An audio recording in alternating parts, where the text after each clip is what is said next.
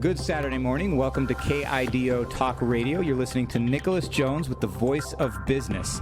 I'm here today with Krystal McLaughlin, one of the owners of Guru Donuts. It's another husband and wife team. And the fantastic thing about Guru Donuts, I met Krystal 2 years ago. Was it about 2 years ago? And when I met Krystal, she had an idea for donuts. And what better fit than to step into Guru Donuts? And your original concept was called Mission Donuts, right? Mission Donut. And you had a little cart, right, that you had gotten. Did you do any events? Tell us about that. Let's start at the base. Yeah, we did. What events did you do? We broke into events. So we started Mission Donut. The concept really was that we started it out of our garage in the North End. So on Saturday and Sunday mornings, we would just open up the garage, and we just had a section where we had our donut fryer, and it was a mini donut fryer. It was definitely super cute. Like, the neighborhood was definitely coming to check it out. They loved it. They loved watching the experience of watching the donuts be made, and we just sold donuts out of our garage. Oh, so literally just selling them out of your garage in the North End. I like that. So you took that to the next level, though. I remember we were talking. You were looking to expand into 6th Street over in downtown Boise originally, and you and I had some frank conversations about menu, expanding lease terms, and everything. And I think you actually had a building you were looking into, but decided not to go on it. And we parted ways. And so then all of a sudden I was downtown and I saw you in Guru Donuts. I was like, what the crap? Like, what attracted you to Guru Donuts? Like, where did that come from? So just if for those of you who are listening, we're talking to Krystal McLaughlin, who's one of the owners of Guru Donuts. And the Guru Donuts is located at the corner of 10th and Main in downtown Boise. And you bought that business, correct? Correct. You bought into it. And so what attracted you to it? Like, what was the initial, hey, I want into Guru Donuts, when the option came for you to get into it? Yes. So we started Mission Donut out of the North End in Boise, out of our garage, and through a mutual friend connected us with Angel and Kevin Moran. Mm-hmm. They were the former owners of Guru Donuts, and they were creatives and started on radio, actually. And so they had the idea for Guru Donuts, but funny enough, they started out of their garage in the North End. And now I know the whole backstory, but then all I knew is that they were looking to get out of the donut business. They had created it, and now it was ready to expand, and they didn't necessarily want to be the people who expanded upon the concept. Mm-hmm. So they were looking to sell it, and we kind of looked at Guru Donuts on paper. They sent everything over. Evan's background is in commercial real estate. So just for everyone listening, Evan's her husband, and he can't make it today because, he has a full-time job, which we'll talk about too. So yes. Yeah, sorry. So I didn't mean to interrupt there. Continue. No, perfect. And so Evan looked at it. Evan and I looked at it on paper. He kind of gave me his advice. Evan's definitely the more objective of us, and I'm the more intuitive, feelings-based person. And we had decided, Mission Donut is really our dream. Like, we developed it. You're still very emotionally attached to the thing that you had created. It was an Idaho potato donut. We really liked what we had done there, and we didn't want to disappoint people. They were excited about the product.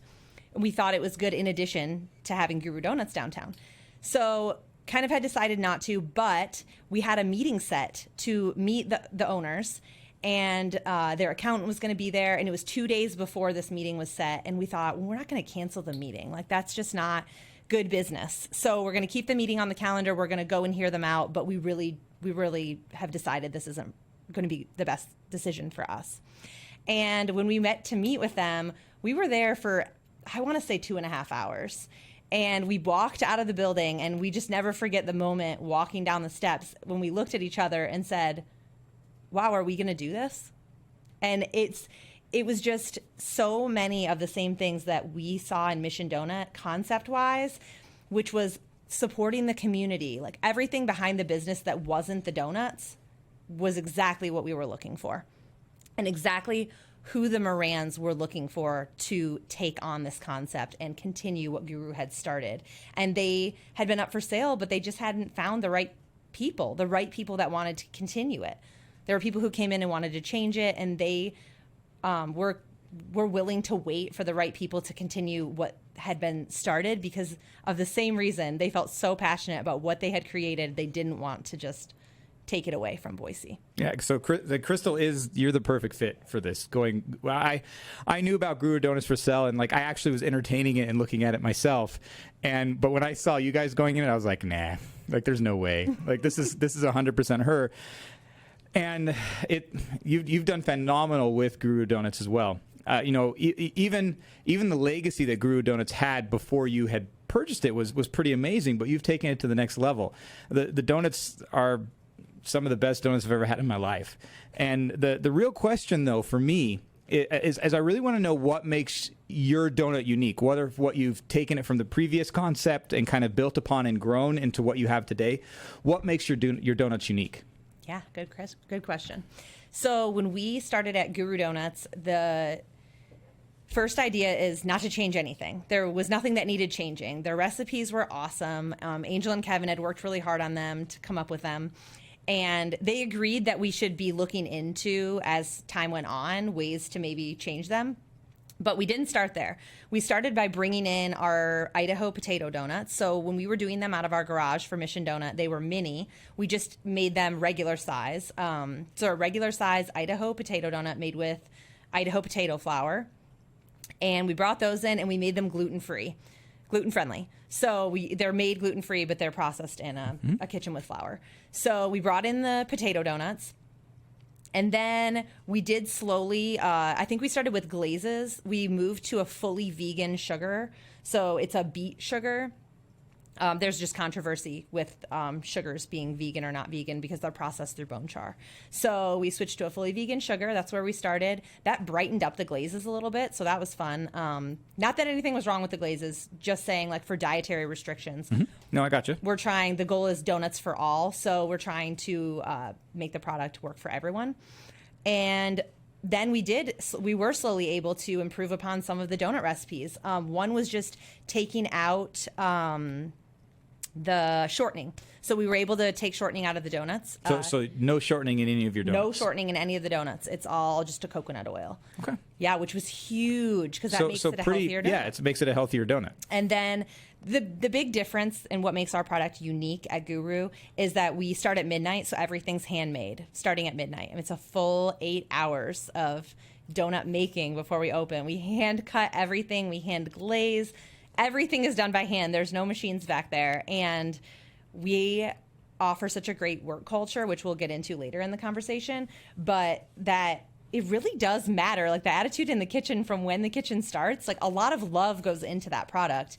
When you're hand cutting, like you can see the difference between someone who just comes in and is just doing their job or someone who really feels passionate about what they're doing every day and this product that they're bringing to the Boise community.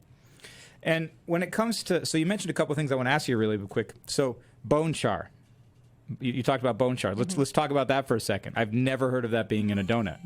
And so tell me a little bit, like just take a moment to tell me a little bit more detail about that because that's kind of interesting. So it's not in the donut, but it's the way the sugar is processed. So powdered sugar, the way that they make it, from my understanding, I wish I could Google it right now, but it is from the way that they make it, it can be processed through bone char. So if you're vegan, you try to avoid powdered sugar that's been processed that way. So we use that makes sense. Okay, perfect. And now you talked about handmade. Now we've all, maybe not all of us, but gone to Krispy Kreme and seen the assembly line that they have of donuts. You know, and Krispy Kremes are pretty good. You know, I don't think they hold a candle to your donut, but is that because they're handmade? Like what makes your donut? I don't know. When I bite into my favorite one's that you have a vanilla donut with some crumbs on top, and that's my favorite one every single time. That's the one I get, you know, every month or so. And why is that? What makes it better? Is it the handmade? Is it that love? Is it the action? Like what is that special magic inside that actually does make it taste better and heartier? Yeah. So I will never knock a Krispy Kreme donut. They're awesome. Yeah, no, they're good. We're not here to knock anything. I only brought them up because they're amazing. But yours is at a different level, in my opinion. Yes, that's the goal. So what makes our donuts different is the products that we use. So our dough is fully vegan. So even if you get a regular donut, we use a fully vegan dough. So everybody, it's all vegan at the start. And that and is that the way it always has been? No, that is something we changed when we bought the business. They did. I don't notice any change in flavor. Nope. Like they're still amazing. Yeah. So they used to process a regular dough and a vegan dough. And just to simplify in the kitchen, we looked at it and we're like, okay, the vegan dough is a little bit more expensive, but then we're not making two different doughs, two different types of dough. And we did all these tastes. We do blind taste tests all the time when we're switching anything in the donut. There's blind taste tests for weeks before we make the actual switch. And it's different because it's fully vegan. We use shepherd's grain, which is a regional flour, and it's a low gluten flour. So my issue with most donut shops personally is dietary restrictions. So no preservatives. I don't know. If you know anything about like the wheat germ, but basically like anything that's considered wheat based needs a preservative, and the preservative doesn't have to be on the packaging, but it needs a preservative to preserve the wheat. So when you do a handmade product, we're not selling these next day. So they're made fresh for the day. And that's what makes the huge difference. Like a Krispy Kreme donut is going to taste, it's going to last over days. Our product is lasting one day. And that's why you taste the difference in it. No, I fully, because I mean, the people listening know I own a burger joint, and it's the same concept that, my food doesn't last very long. And the reason for that is because it's fresh and new. And so for everybody listening, I'm interviewing Krystal McLaughlin with Guru Donuts at the corner of 10th and Main, and we'll be back after this short little commercial break. Welcome back, everyone. I'm here with Krystal McLaughlin at Guru Donuts at the corner of 10th and Main here in downtown Boise. So she has a company called Guru Donuts, and as we've discussed, it's one of my favorite donuts that I have. So one of the things, though, she came in, she bought the business, and there's always some challenges that come during that transition. And so we're going to take a moment to talk about that, if that's okay, Krystal. So what are some of the difficulties that you and your husband, Evan, encountered when you took over? You're starting fresh, you're starting a business, the people who sold her off on a sailboat somewhere, so what do you... Like, what did you do? Like, Yes. what was the transition? What were the struggles? Yes. Like, what comes to mind immediately when I mention struggles? So personally, I would say immediately, just talking for myself, would be not wanting to disappoint the community. They're big shoes to fill, right? Everyone loves Guru. So not wanting to disappoint the community, almost to a fault. Like, that was kind of one of my bigger struggles is, putting myself in the Moran's shoes of what would they do in this situation, where they kept telling us during our 30-day transition, you're going to make the right decisions, and it's now about you making the decision and not us. And so maybe starting out that way, and then just you're under like the scrutiny of people knowing that there's new owners. So we didn't kind of jump on social media with my face because when the Moran started the business, it was all about the gurus. So basically our guru team. And it still is all about the gurus. You'll see my face on social media once in a while, but it's all about the gurus. And we've just kept that culture, that work culture there, which is so important. It's the foundation.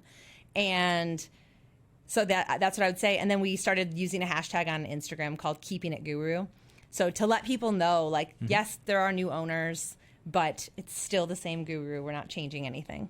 Well, good. So let's talk about real quick with the guru. You say the gurus. For those listening, give us a little walkthrough about what the guru is. So most of our employees have been with us for a long time. In fact, some have left and come back. We just offer this very specific work culture, I would say, that you're not going to find in any kitchen. And that is when you come to Guru, when you start working for us, you really feel like you're part of a community. You're part of something bigger. And that's so important. So we talk about with every employee, it's all about growth. How can we support your growth? So during the interview process, it's, what gets you up for work in the morning? Why do you come to work every morning? And everyone we hire answers that question with serving the community, their service to people, or showing up for their team, like especially in the kitchen. We ask people, do you like to, be forward facing with customers, or do you find that you work in a team better?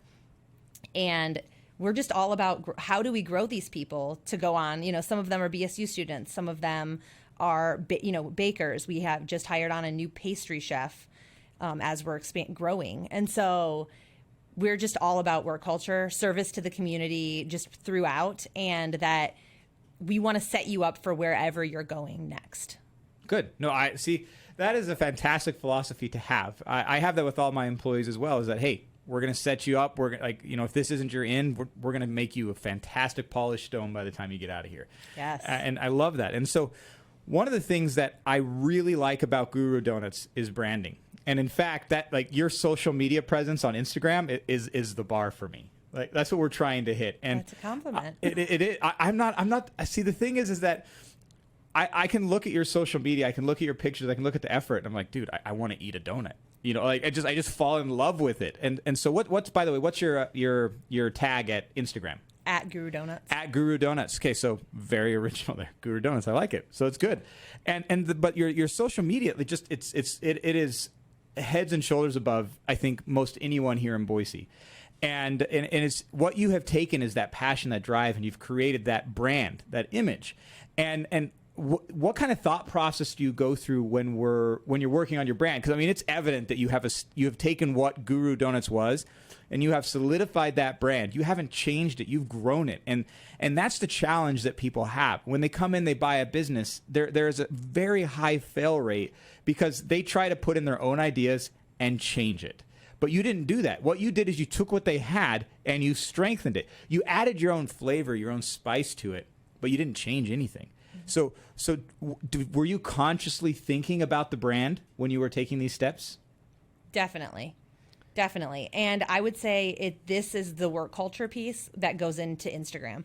And it's really challenging the employees. So when they come up with a donut in the kitchen, a donut concept, then we have to take it one step further of how do you want people to feel when they buy this donut? Like what's going to make someone want to buy this donut? How are they going to feel when they eat this donut? What kind of experience are they having? And that's where it starts. And then you decide how you're going to market that on Instagram. So we go like a step further with our products. I don't make any assumptions. I kind of ask the employees, talk to them about why they came up with this idea, and we try to tell stories on Instagram. So we really just try to tell the stories of our Guru team and our donut shop on Instagram. Right now, the story that I would hope people are hearing is we are so excited to have people back in our space post-COVID.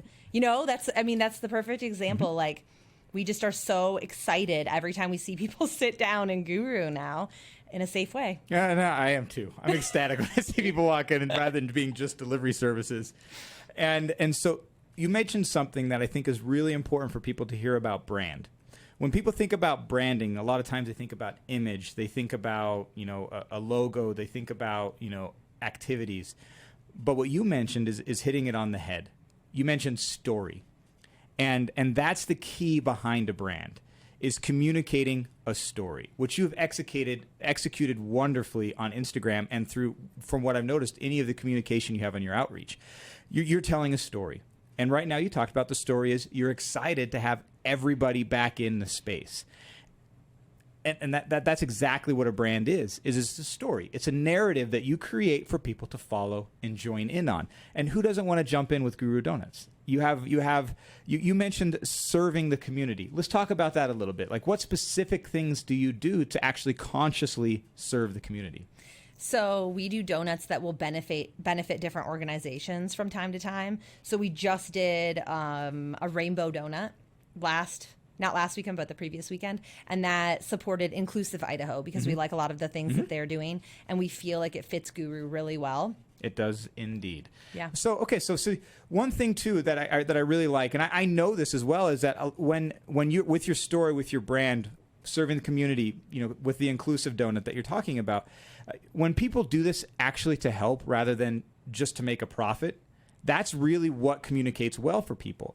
Because too often people come into this with a shtick and they think, hey, I'm going to do this so that I can make some more money. And that's not the way it works. And in our hypersensitive culture that we live in, people pick up on that really well. Whether you're looking at politics or whatever you're looking at, people pick up on the fake really quick because we've seen it so often in our society. Business owners, police officers, whatever happens to be. And that's the thing about the brand. It has to be authentic. And Guru Donuts is unparalleled in that authenticity. And you're just hitting everything on the head. You're hitting them on the nail. So you know exactly what you're talking about. And I love that. I think something that helps with that is that the Morans, we saw the way that the Morans lived, and Could they have sold Guru Donuts for more money? Yes, they could have. But they chose to keep Guru what it was, and this was important to them.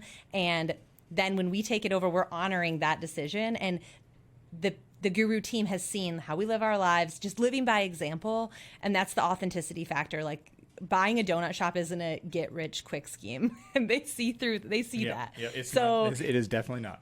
They've got, and Evan and I spend a lot of time. I mean, he's at work during the day, but he's at our events and things like that.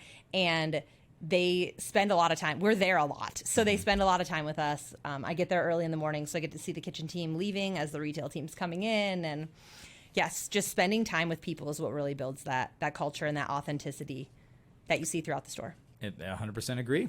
Now, earlier in our conversation, you mentioned one of the things that I think would, at least from my opinion, would be one of the biggest struggles is that, midnight, 1 a.m. start time. So how do you get employees to show up for that? I mean, you obviously you've got some passionate employees, but how do you get them to do that? So you're not the one doing it and then going back home for your kids when they're waking up at 7 a.m. Yes. Well, mine wakes up at 6. Yours probably does too. Yeah. 7's optimistic. Yes. So we have baked. Evan and I have both baked, which is very important. I would say, looking back, I wish I would have come in and baked earlier on, only because your employees do need to see you. I mean, we mopped the floor. We've done we did all the things, but the one box we didn't check as early on as I would have liked, it was baking. Because when the time came that we needed to come in and bake, we did. We split the shift. But finding someone to come in early is difficult, and that's for that reason we've decided we have a wonderful baker that's been with us for over a year. We are soon bringing on a pastry chef. Actually, this Sunday she starts, and we're very excited for that, so that we have leadership there at that time of day. I mean, not obviously at midnight. She'll come in a little later, but it is a struggle to find someone to come in that early. So yeah, but you find a passionate baker. You do. And let's talk about trust. How does that equate? Because I'm sure that initially, potentially, you're up at 1 a.m. anyways, making sure that person shows up. At what point did you reach that trust level with that baker, knowing, hey, our entire day is not going to be ruined because that person's really going to show up on time? Yes. Well, trust was there from the beginning. So when we bought the business, trust was there, and then we just continued it. And, we definitely are okay with disciplining employees, like if there's an issue. So they know that there's an expectation, but if you ask any of our team members, they would feel like we trust them 100%. Perfect. Which is really important. So you're listening to The Voice of Business, and I'm interviewing Krystal McLaughlin at Guru Donuts, and we'll be back after a short commercial break. Welcome back. This is Nicholas Jones with The Voice of Business here on KIDO Talk Radio, and I'm interviewing the owner of Guru Donuts, Krystal McLaughlin. So Krystal, we were just talking about employees and about trust. So what benefit has trust been for those employees that are showing up at the wee hours of the morning? Like how has that trust transferred into helping them be better employees? Oh, that's good. Great question. Trust is really important, because if you didn't feel like your employer trusted you, then I think it'd be really hard to take chances. Like, a lot of our bakers have come up with a lot of the changes that have happened. We've brought problems to the table. Like when we wanted to go into Whole Foods, and Whole Foods said, oh, but we can't have this product in our donuts in Whole Foods, and it's a core part of your donut products, like shortening. And we look to our baker and we're like, what are we going to do? And because we trust them, they're just going to problem solve and work through it. And they're not afraid of failure, because we don't reprimand them for that. We're like, wow, good job trying. Like, we're so glad that you stepped in out of your comfort zone and even tried that. So without trust, how would we have these people who are coming up with new fun ideas, some that fall short? I mean, if you're not falling short, then are you even trying? No, you're not. And that's the key thing is that when you give employees autonomy, which is almost equivalent to trust, because if you don't trust them, you're going to micromanage them, not give them autonomy. But giving them that autonomy helps them in the problem-solving solution. Coming up with whatever you need the solution for, whether so you can get your donuts into Whole Foods. And even in my company, I have a ground rule across the board with every one of my employees. If you lie for any reason, you're gone. Because as an employer, you mentioned they need to see you. And that's a key thing. is that they want to see that you're in the thick of it with them. And that's a key component of leadership. And if you're dedicating that time to be there, to help them and to allow them to fail and to help them grow and to have them lie in return, that's the one thing in my company. It's like, you do that, you're done. It doesn't care what it is. It could be just a simple, like a white lie. It doesn't matter. Because I'm trying to create a culture, at least in mine, which you have done too, where there is that safety net. Failure is a key component to improving. And you're investing a lot of time in them. They're investing a lot of time in you. And there needs to be a 360 range of trust there. And yes. where if they're feeling, hey, if I screw up here or mess up a batch here or whatever, like then it's not over. It's just, well, now you know not to do that. I woke up at 4 a.m. to make the dough for a pizza place when I was the one job I've had one job outside of just my entrepreneurial career, and I was a pizza person. And I woke up and I put too much water in the dough, and so it was soup, and it never solidified. And 45 minutes later, I was like, oh my goodness. The owner happened to show up around like 6 a.m. when I had done that. Reem chewed me out for like 30 minutes, and then, dude, my desire to do anything above and beyond just went down the whole. I mean, it was a boo-boo. Like, you make mistakes all the time, and so that's definitely not the path that people want to go. And so going a little bit further on to branding, let's talk about the value proposition. Are you familiar with what that is, Krystal? So the value proposition is why somebody's going to buy your thing above a competitor's.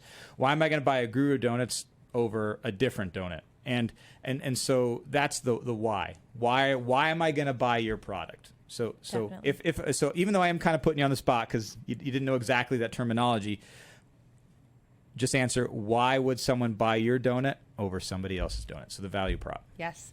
So why I would buy the product before owning the business is, like I said, starting from the donut. So I am sensitive to preservatives. Like, a lot of people are noticing like a lot of gut issues because they're sensitive to preservatives. So because it's a one-day product, no preservatives, a low gluten flour, a lot of people with a gluten intolerance can have our product, and all of our products, because of that low gluten flour component. It just makes a huge difference. Shepherd's Grain, when they came to visit us, they're like, we can't believe that you can make this product with a low gluten flour. And the coconut oil, like no shortening, that kind of stuff goes a long way for a lot of people. Anyone with dietary restrictions, we have gluten-friendly donuts. We have half of our donuts are vegan, so a huge vegan selection. And then we have some specialty donuts. We have a biscuit donut. We have a gluten-free vegan donut called our Impossible Donut. So we advertise it as donuts for all because it's really important. We've had so many people come in. And then I'll move on. I'm moving on to the next part of why you would buy our product is the experience. We believe at Guru Donuts that we offer an experience that you can't get anywhere else. You're coming downtown. We love nothing more than when regular customers bring their family and friends in when they're visiting to try our product. So in retail, it is all about the guest experience. We call them guest experience specialists, and it's all about the experience that you're going to have when you come in. And to tie those two together, when people come in with a dietary restriction, oftentimes they haven't had a donut in years. And there are tiers over donuts, and it's to be able to offer that experience where people can sit down and enjoy something that they haven't been able to enjoy in years with their family and know that they're going to get this awesome customer service experience with amazing local coffee. And we even offer toast. Same thing, speaks to the vegan and the gluten-free, the dietary restrictions, all in one space, and have that downtown experience. That's why people come to Guru Donuts. Good. Yeah, experiential visits are the key. That's what differentiates us from certain online companies where there's no experience. You just go and get whatever you want. Also, our guest specialists, our donut ambassadors, if you will. We joke all the time that when we start the morning that we're not only working in retail, like we're also like therapists in a way. I mean, we are there to talk to every customer until they don't want to talk anymore, because a lot of people come in, and during COVID especially, they're not seeing people and they want to talk.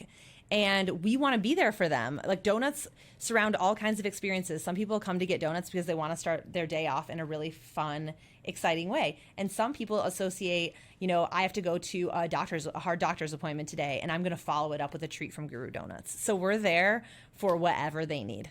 So basically your value proposition, it's experiential, but then you've also got a one-day product, which actually carries a lot of freshness, like idyllic freshness with it. Because if it is a one day, you ask yourself, why is it a one day? Well, it's because literally everything in there isn't going to kill you. It's all good for you. And with that, you're also talking about donuts for all, which adds to the experience. Because my mom can have one of your donuts, by the way. She cannot have any other donut.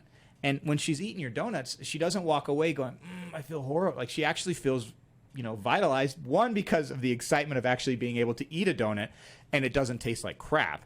It actually tastes better than any other donut. But that experience of being able for the donuts for all, like, I can go there with my mom. I can sit down and actually enjoy a conversation over both of us eating a donut. And that's an experience that for me had been robbed from me at any other thing because my mom's allergic to the world. And so I get to go there and partake of something where she's not going to die from it. And it's that for me is a value in and of itself. And so for anybody, that same thing, that the people can come, donuts for all. Now let's talk a little bit about the channels that you work through. So you'd mentioned Whole Foods. Can they get their donuts from Whole Foods? Yes. So where else, and is it all the Whole Foods in the Valley? Nope, just the one downtown right now. So just the downtown one. Okay. Downtown. And then the co-op. We have them at the Boise co-op and the co-op in the Village. Okay, perfect. And so is there any other locations where they can get a burger? Because it's obviously not sounding like a gas station donut. And so you're staying away from that, which I think is an ideal situation. But you're staying in areas that align with your brand. Yes. Which is, Whole Foods and the co-op. And so nowhere else currently? No. Okay. And so for those of you listening, you might have seen the Guru truck driving around occasionally. One of the things that you added after you purchased the business, how long ago? It was like a year and a half ago? Yeah, a year and a half ago. Year and a half ago. So if you purchase the businesses, you now have a looks like a delivery truck. Yes. And so what stepped into that decision to get the delivery truck? Because there's got to be a break-even point where it actually makes it worth buying one that you're dedicating just to deliveries. Yes. And so what was the thought process in getting that vehicle? Yeah. So this is a loaded answer. So when we bought the vehicle, we actually purchased the vehicle in anticipation for our next location in Eagle. And then we purchased it for the next location in Eagle, and then we weren't anticipating. Was anyone anticipating COVID? No, we were not anticipating COVID, but we had bought the vehicle. We hadn't had it wrapped yet because we weren't using it yet. And so I'm going to actually pick you up on that in just a second. We're actually going to go to a quick commercial break. And so you're listening to The Voice of Business with Guru Donuts. All right. Thank you for coming back to listen to our wonderful show, The Voice of Business. Again, I'm here with Krystal McLaughlin. We're talking about Guru Donuts, and we've been talking about a delivery vehicle that you guys bought, Guru Donuts all over it, and you bought it in anticipation for this second location, which we'll talk about here in a little bit, that you had opened. And so you got the vehicle, and lo and behold, the apocalypse hits. So exactly, we bought this vehicle. We hadn't had it wrapped yet. We had ideas of things we could put on it. And then COVID hit. I mean, for most business owners, like a ton of bricks. I mean, it was just a moment for sure. And we said, wrap the delivery vehicle. Like, that was first thing on our list. Get it wrapped, and we're going to fill it up with donuts and drive wherever we have to drive to bring donuts to people. Because the whole concept behind Guru, donuts for all, spreading joy, like donuts spread joy. And we had to make a plan to get donuts to people. So then we've turned to delivery. We had plans for a delivery concept, but we had never implemented. And so people can go onto your website and order a donut and say, I want you to deliver me 5 donuts to my house. And you'll be like, yep, we'll have it there to you today. Order.gurudonuts.com. Okay. We deliver donuts. Fantastic. That's a great concept. So how many donuts do they have to buy in order to get you actually to deliver it? I think you can get any amount delivered. So just like there's one no donut. Minimum amount. Okay. And is it like they'll say? Did they give a window, or is it like, yeah, we'll have someone to you in 20 minutes? A window. A window. Okay, yeah. Perfect. Good. I think that's a wise way to do it. Yeah, half an hour window. That's even better. I like that. That was a little bit more narrow than I thought it would be. And it was just gosh, such a great thing that we were able to pivot like that with the delivery vehicle, because so many of our employees, like many during this time, were a little nervous, like what's going to happen right now. And it was some reassurance that we're adapting. So well, good. And so the key thing is that if you don't adapt when you're a business owner, you die, and you just it's over. And if and all of those who are listening here that own businesses or employees that are listening as well, like, that adapting piece right now is key, because the entire landscape that we're dealing with is changing. Like, even in my business, which I'm sure you share this, like, I could tell you, 5 months ago, I could tell you that next Tuesday I'm going to make X amount. Yes. I knew exactly what I was going to make. I knew exactly how much food to have. Like, I have 9 Good Burger locations. Every single one of them, I knew exactly what I was going to have on one Tuesday versus another. And even in like the month of, let's say the month of March, I'd have been like, oh, I know exactly how much I'm going to sell. I know exactly what I'm going to sell. Yes. And there's some growth components that you're hoping for to get it bigger, but you know what every day is going to be. And then COVID hits. No freaking idea any given day. Like, so downtown for us, like, normally Saturdays for us, they stink. But all of a sudden one Saturday we had a ton of business, and it was insane, and we were trying to figure out how to do it. And we're thinking maybe next Saturday is going to be great. And then it was nothing. Like, we sold basically nothing. And it's all over the place. No benchmark. And so how have you guys tried to deal with that? Yeah, it's difficult. It's definitely difficult through the time anticipating how many donuts to make. So we do a cut sheet, and that gets emailed over to the baker. So we used to do a cut sheet in advance, like you said. Mm-hmm. You're always predicting days in advance how many donuts you're going to sell. And now we've had to adapt to doing the cut sheet the day before, just to cut down on any loss at the end of the day, anything we can do for that. And previous to COVID, we were able to donate the donuts. Yeah. So loss was not terrible. Now, we can take them around downtown. My boys and I have hand-delivered donuts to neighbors on countless occasions. So anyone who lives in the small perimeter of where I live has received a lot of donuts. Got a lot of donuts. Yes. Well, good. So the next question I have with you is you talked about your next location. Mm-hmm. And this is so you were actually following right on par with me. Like, I was looking to put a Good Burger over there, and to hear that you're putting over a Guru Donuts over there, it's like, this is fantastic. Like, I mean, it's a fantastic area. It's in Eagle. Like, whereabouts in Eagle is it? It's on the corner of Chinden and Eagle Road. Yeah, so right over there by the T-Sheets building, right? Yep. Or, well, it's now not into T-Sheets. it. It's into it now. Okay. And the Lux Theaters over there, mm-hmm. Boise Juice, Stella's, Red Bench Pizza. Yeah, so a really good collection, especially Stella's. I love it, and I'm so excited. They're opening a location right next to my game store in downtown. Yes. Oh, mm-hmm. I'm so excited! I love Stella's, and so what was the thought process? Because you mentioned you got the delivery truck, or delivery van, truck hybrid thing it yes. is to go into this upcoming location. What was the thought process? Why open another one? You had one that's killing it. Like, you're hoping to obviously expand and grow your empire of donuts. But why? What was the catalyst to have you think this would be a great bet? Let's go for it. Yeah, 2 reasons. So bring donuts. We've had questions forever, like, when are you guys going to come out to Meridian? Donuts more accessible in Meridian. Downtown can be difficult for parking and things like that, which I find very relatable as a mom of little boys. So we were really excited to be able. We kind of looked in the Meridian area, and then when this location popped up, we thought that it would be perfect for another retail location of Guru Donuts. It's also scalability for us. So our kitchen is very large and can produce a large amount of donuts. So now we're able to produce a weekend amount on weekdays, because we'll be driving half of them out to this Eagle location, and just more on the weekends. So the kitchen was definitely ready they're ready to make more donuts, and it offers more opportunities at Guru. So the Guru team can't be more excited. And so because you talk about big kitchen, I've been back there. I've seen how big that kitchen is, and you could pump a lot out of there.